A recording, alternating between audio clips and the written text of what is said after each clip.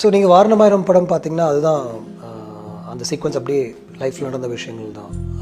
ஒரு பஸ் ஸ்டாண்டில் நான் ஃப்ரெண்டுன்னு நினச்சிட்டு பழகிட்டு இருந்த ஒரு பொண்ணு, அவங்க வந்து ரொம்ப நாளாக எனக்கு தெரியும்.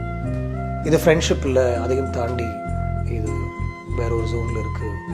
போலாமா? சூர்யா, யா, I'm in love with you. ரொம்ப நாளாவே.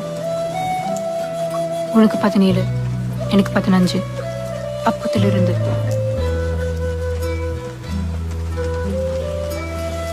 எனக்கு 8 வயசு இருக்கும்போது நான் உன்னை முதல்ல பார்த்தேன். அன்னிலிருந்து கூட இருக்கலாம். I've always been in. இல்லை வேண்டாம் போங்க.